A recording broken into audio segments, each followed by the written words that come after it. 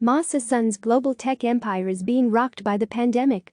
Don't count him out just yet. Hong Kong Japanese billionaire Masa Son cast himself as a bold visionary investor betting on the future. Now he's playing defense as the coronavirus pandemic threatens large swathes of his global tech portfolio and savages SoftBank share price. Sweeping restrictions on work, travel and social interaction aimed at containing the pandemic could be catastrophic for many of the startups SoftBank CEO Son has plowed money into through his $100 billion vision fund, scaring investors just as they were banking on him to deliver a turnaround after a difficult year for the tech company. Son is now trying to rescue SoftBank's plummeting share price and last week made the surprise announcement of what amounts to a fire sale of $41 billion worth of assets to buy back shares and reduce the company's heavy debt load.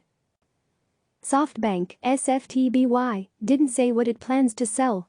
And while the news sent its shares soaring by historic amounts last week, shedding assets and buying up its own stock isn't exactly a move befitting an aggressive investor who wants to shape the future for generations to come. Son's radical change in strategy for Son, it is a surprising change of tack. Startled by the company's falling stock price earlier this month, SoftBank managers decided something drastic had to be done, according to Bernstein analyst Chris Lane. Describing the shift as a radical change in strategy, Lane upgraded his recommendation on SoftBank from buy to outperform, noting that even if the value of vision fund startups have, the stock is still cheap. Part of that significant change is SoftBank signaling a step back from Son's high-risk style of investing. SoftBank Chief Financial Officer Yoshimitsu Goto said on an investor call last week that the company would be very conservative with new investments given the current economic climate, according to analysts from Bernstein and CLSA that were on the call. Spokespersons from SoftBank and the Vision Fund did not respond to requests for comment. Credit ratings agency Moody's was a lot more pessimistic about SoftBank's new approach than some analysts. Moody's pushed the company's credit further into junk status, citing its aggressive financial strategy. Selling SoftBank's highly valued stakes in established companies such as China's Alibaba, Baba, or U.S. mobile provider Sprint, just as the market is getting roiled by the pandemic, would drive down the value of its portfolio, Moody's said. SoftBank said the transactions will take place over the next year, but has not indicated what it is likely to sell. Asset sales will be challenging in the current financial market downturn, with valuations falling and a flight to quality, Matoki Yanis, Moody's vice president and senior credit officer, said last Wednesday. SoftBank immediately pushed back on the downgrade, saying in a statement that Moody's had ignored the company's explanations. It accused the agency of having biased and mistaken views. Rival ratings agency S&P, by contrast, said the asset sale could be good for SoftBank's credit quality. The share price crash the stock hit a near 4-year low earlier this month may have forced Son to tap the brakes on his global spending spree. But don't count him out just yet.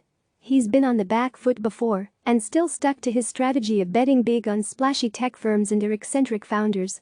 Son lost billions when the dot-com bubble burst. 99% of his net worth was wiped out in 2000. He also made his most famous investment the same year, putting $20 million into Alibaba, a fledgling Chinese e-commerce company. That bet turned into $60 billion when Alibaba went public in 2014. SoftBank has since sold some shares, but as of Monday, its 25.1% stake in Alibaba was still worth nearly $129 billion.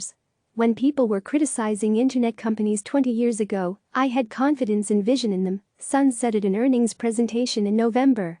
When it comes to artificial intelligence and the portfolio companies in the Vision Fund, we have the same confidence in them, he said. SoftBank and Vision Fund investments are exposed still, a lot has changed since last fall. 40% of the Vision Fund portfolio is made up of transportation and logistics startups, companies that are among the most exposed to the global lockdowns. Son has spent some $33 billion buying stakes in companies such as Uber, Didi, Ola and Grab. In February, at the peak of the coronavirus outbreak in China, the number of people using ride-hailing app Didi plunged by nearly 60% in cities like Beijing and Shanghai, according to research company Aurora Mobile.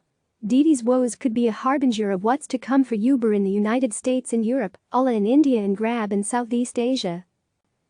Those ride-hailing companies are facing steep losses because of the outbreak, according to Raymond Tsang, a partner with consulting firm Bain & Company. Most ride-hailing firms aren't profitable because they're burning through money to fend off rivals and gain market share. With the drain of cash caused by the pandemic, it will be harder for Didi, Grab, or any other mobility players to reach their break-even point, or at least it will take them longer to sustain their economics, Sang said.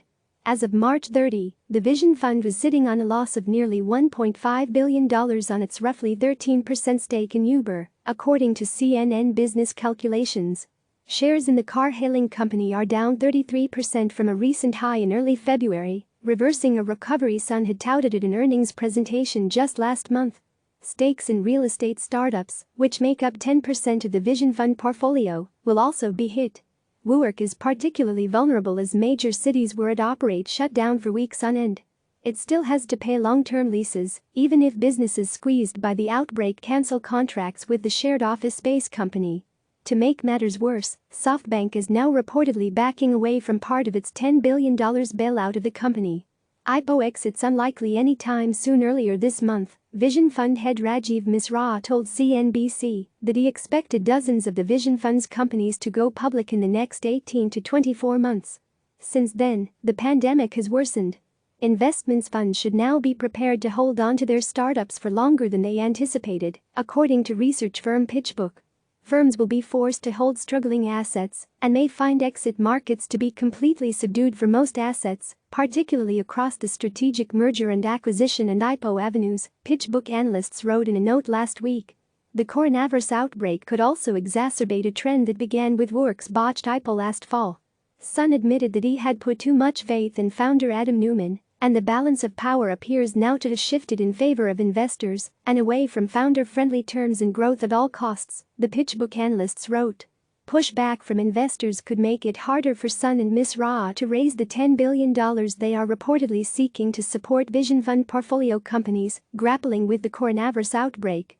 One company that needed more money has already collapsed. OneWeb filed for bankruptcy last week, becoming the second Vision Fund company to go bust. Direct-to-consumer company Brandless was the first. The internet satellite startup was in talks with SoftBank to secure new funding, but the negotiations fell apart hours before OneWeb launched a batch of satellites into orbit on Saturday, according to a Financial Times report that was confirmed by CNN Business. The Vision Fund had invested about $2 billion into OneWeb. Son may yet be right. Son has been saying for years that a revolution is coming when the use of artificial intelligence fundamentally changes how people live and work. And some are backing his vision. Chris Matthews, with CLSA, said the virus may help accelerate the global change on which Son has been fixated. The coronavirus is, in our view, likely to drive adoption for the new disruptive technology companies in which SoftBank Group has been investing, Matthews wrote in a note earlier this month. Autonomously driven rides from Uber or Didi, for example, would have come in handy during this outbreak. But Son's desire to raise even more money to support the Vision Fund during this crisis still worries some analysts. Atul Goyal, of Jefferies, said last week that the market clearly doesn't think the Vision Fund has added any value to SoftBank, and if Son remains committed to raise funds for Vision Fund, the value destruction risk to SoftBank remains. Click subscribe to receive the latest news.